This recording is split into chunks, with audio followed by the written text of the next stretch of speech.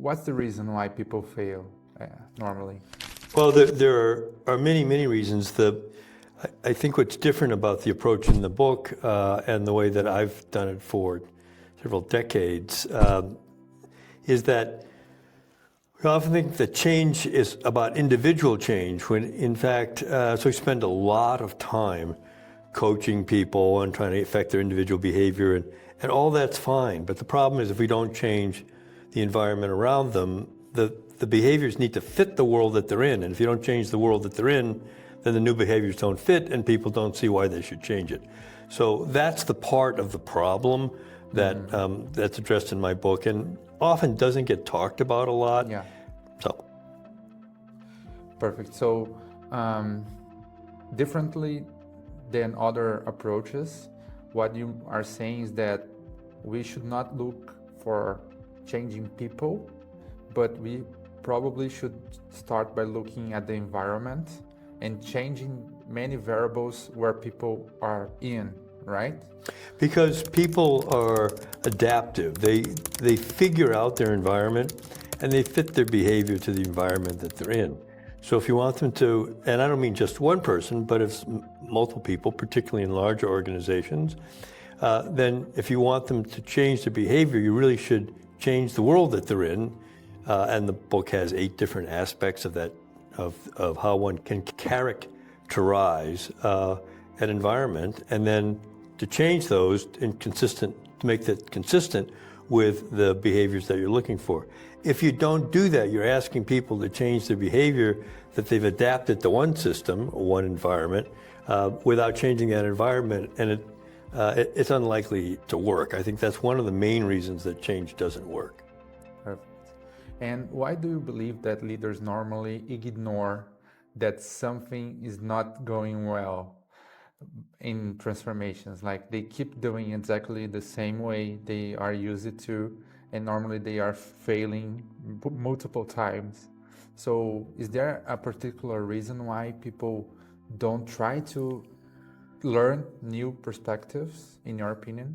Well, there's the cartoon I showed you during the course where it was simple but wrong answers, complicated but right answers. And to think about the system and how you have to change it takes time and effort to do that.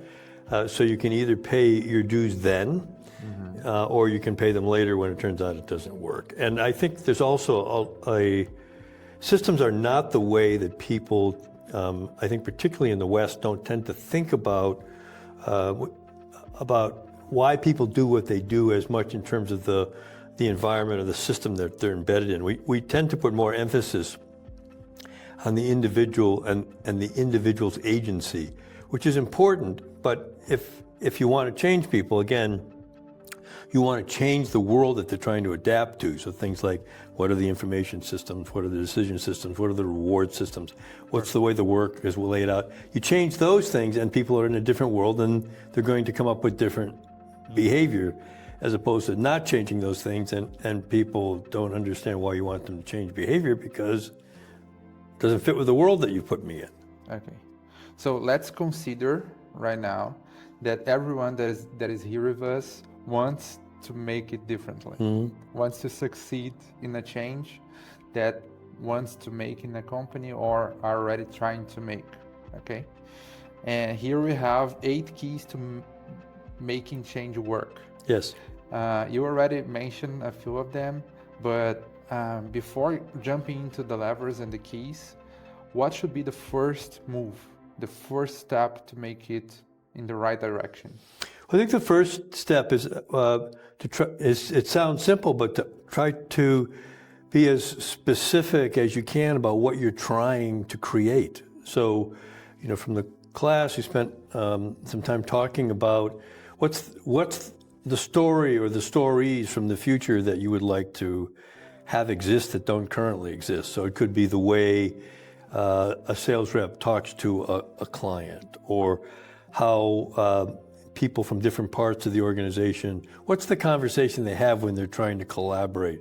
Do they even try to collaborate? So are those stories, which you can totally invent, what are they, right? And if that's not the way things go currently, what would need to be in place that would be likely to produce those stories? So you want to start with bringing the future into the present, or stories from the future, or backcasting. These are all techniques.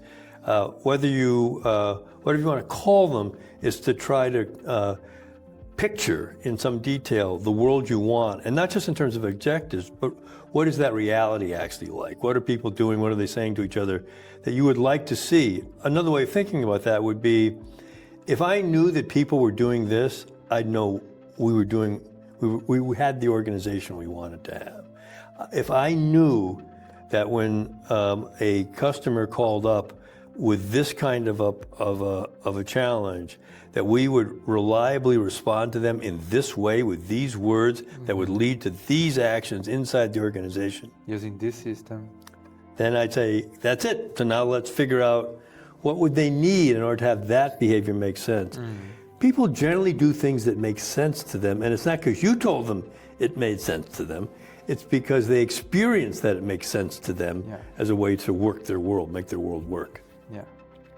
But how specific should we be designing this future? Like, in your recommendation, go deep dive in specifics, or it can be more general? Well, I think that there are a couple parts to this. One would be, how specific do you want the story? You want the story to be or the stories to be as specific as possible. I worked with an organization once with a new leader, and what we worked through with his key staff was it ended up being 5 stories from the future that they wanted to say, I want this to exist. Within 2 years, I want performance appraisals to look like this, or I want the sharing of resources across department. I want the conversation about that to look like this.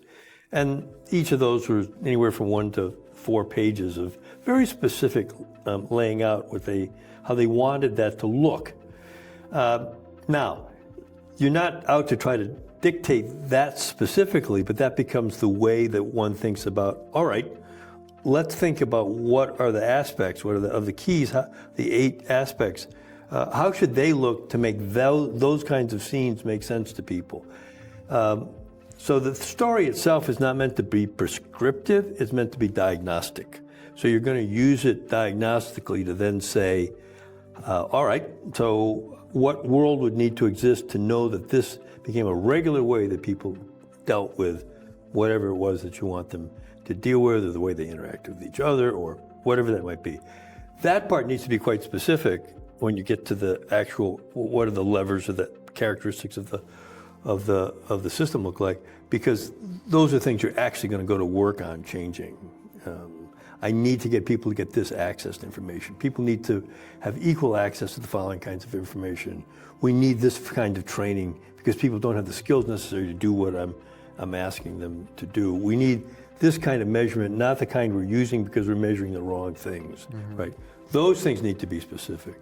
The specificity in the story is to help guide how you then think about the specificity in the design of the system.